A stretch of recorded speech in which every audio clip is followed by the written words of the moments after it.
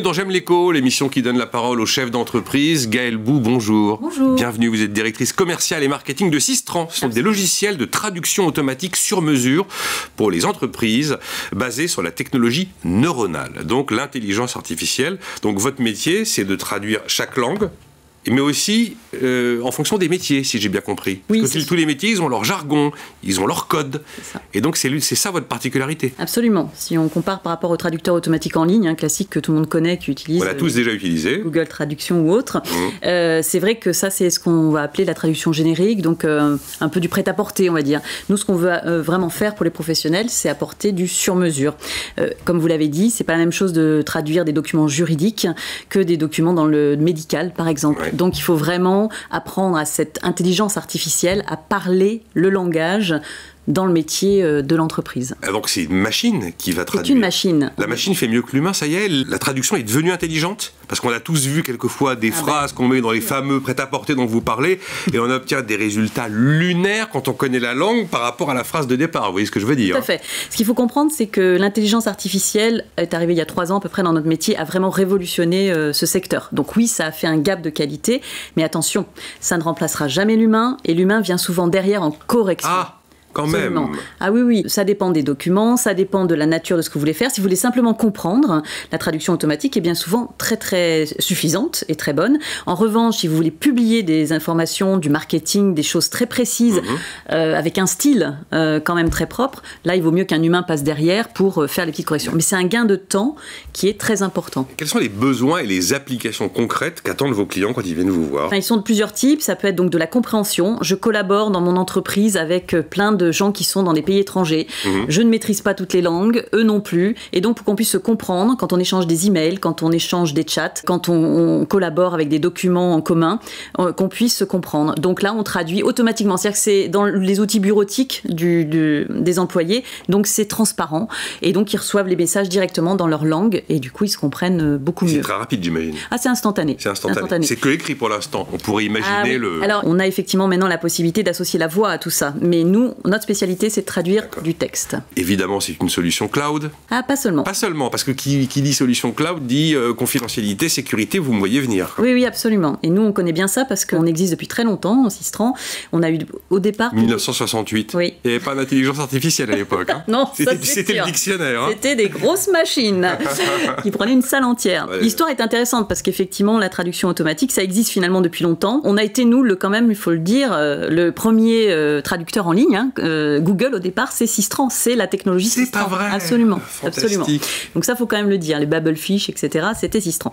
Donc ça, voilà, c'est l'histoire. Et puis, effectivement, à un moment donné, il faut passer un cap avec cette intelligence artificielle. On a passé un cap, pardon, en termes de qualité. Donc ça, c'est vraiment, ça révolutionne. Et de sécurité aussi. Et donc, sur la sécurité, pardon, j'y reviens.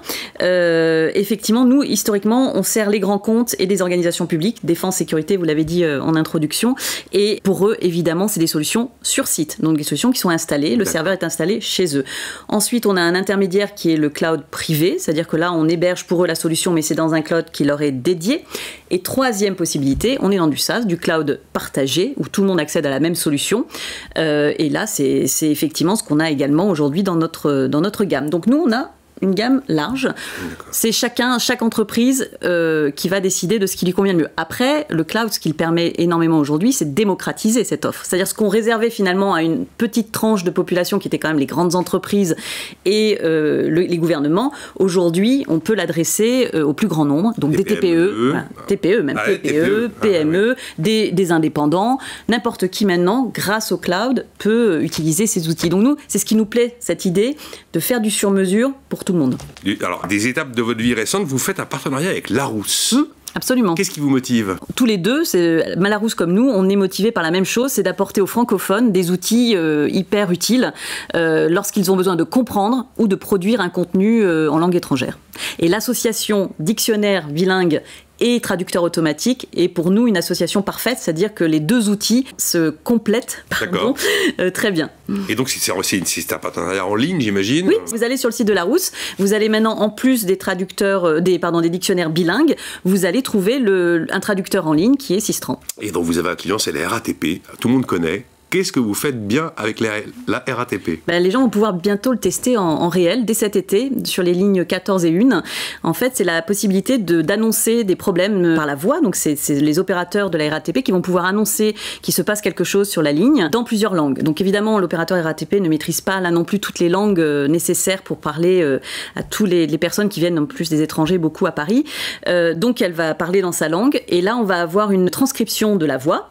Cette transcription va être traduite dans la langue désirée et revocalisée pour être dite dans le métro. Qui revocalise ? Ce sont des technologies. C'est une voix de synthèse. Absolument. Ce sont des technologies speech qui sont associées à notre technologie de traduction neuronale. Et les deux combinés, ça donne cette application. Accident voyageur sur la ligne 14, voilà. Bon, elle est automatique, mais et là tout d'un coup ça part en chinois, ça part en japonais. Exactement. J'adorerais entendre le... Vous allez l'entendre cet été, ça va être présenté là au salon Vivatech qui a lieu mi-juin. En juin, oui. Ouais, absolument. Ouais. Très beau rendez-vous de la tech française. Je pense. Qui a été très largement inspiré par Maurice Lévy. Extraordinaire là, l'histoire. Là vous voyez, vous êtes bien sur le vocal, là c'est bien tout d'un coup, c'est plus de l'écrit. Oui, c'est l'association. C'est en fait, c'est pas notre technologie vocale, c'est une technologie partenaire. Mais bien sûr, on associe ces deux technologies pour en faire une application, comme vous dites, très utile et très parlante pour tout le monde, je pense, oui. Fascinant. Sistran a lancé une marketplace. Oui. Pourquoi faire? Quel est l'objectif? Oui, c'est une très bonne question. En fait, ce qu'on a voulu faire, c'est justement ce sur-mesure qu'on veut apporter à tout le monde. On estime qu'on ne peut pas le faire tout seul. Il faut des experts humains, parce que vous parliez tout à l'heure de l'humain, de sa place. En fait, nous, ce qu'on dit, c'est qu'il faut de l'humain pour notamment entraîner ces moteurs de traduction. Ça ne se fait pas tout seul. Il faut de la data et il faut des gens qui vont entraîner ces modèles. Nous, tout seuls, on est une petite société. Finalement, on est 100 personnes, on ne peut pas tout faire. Donc, on a créé une communauté autour de nous d'experts qui vont eux-mêmes accéder à notre technologie, grâce au cloud, et entraîner leur propre modèle de traduction qu'ils vont ensuite pousser sur cette marketplace et qui sera utilisable par tous les utilisateurs professionnels qui viendront se connecter. Elle est lancée déjà là? Oui, absolument. Et ça fonctionne? Ça fonctionne. On ne fait que progresser puisqu'on veut ajouter des partenaires et des modèles, mais vous pouvez y aller. Il y a déjà plusieurs centaines de modèles et des partenaires, il y en a à peu près une vingtaine aujourd'hui qui sont actifs. Donc ça va ne faire que grandir. Et le but, c'est vraiment ça, c'est de dire on importe du sur-mesure et en plus, on remet de l'humain au cœur de tout ça. Parce que le problème de la traduction automatique, bien souvent, c'est vu comme ce que vous disiez, un peu une machine et contre l'humain. En fait, là, non, c'est vraiment de remettre l'humain au centre de ça, puisque finalement, il apporte une vraie valeur. Vous résistez aux GAFA, vous? C'est bien ça? Ah oui, c'est ça. Parce que j'ai envie de vous dire, vos concurrents, on les connaît. Oui, c'est ça, vous les connaissez. Et nous, on se positionne vraiment différemment. Apporter sur mesure, c'est la différence. C'est la différence, et je pense qu'il y en a une autre, c'est transparence et respect de la data. Nous, on est transparent sur d'où viennent les données quand on entraîne les moteurs, et surtout, on n'exploite absolument pas les données de nos clients. C'est-à-dire que nous, c'est pas notre objectif. Ça, effectivement, c'est ce qui fait la différence entre les Américains et les Français. Dernière question, on a évoqué la confidentialité. Enfin, tout ça, c'est grosse puissance de calcul. On va vous faire le coup de l'empreinte carbone et vous demander ce que vous faites en matière d'environnement, obligatoirement. Oui, vous faites bien. C'est effectivement un sujet important. On fait le maximum, c'est-à-dire qu'effectivement, ces entraînements se font sur des GPU, donc c'est effectivement assez gourmand. Les GPU, c'est des gros processeurs, comme ce que vous avez sur les ordinateurs de gaming. C'est pour processer ces algorithmes qui sont quand même très compliqués. Ça demande effectivement de la puissance de calcul.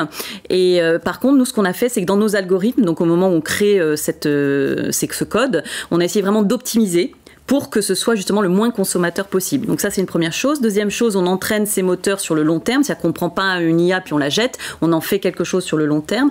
Et troisièmement, on a choisi un partenaire qui est OVH, hébergeur OVH, qui célèbre. Voilà, et qui est très aussi comme nous, conscient de ces problématiques et qui s'investit notamment dans tout ce qui est water cooling.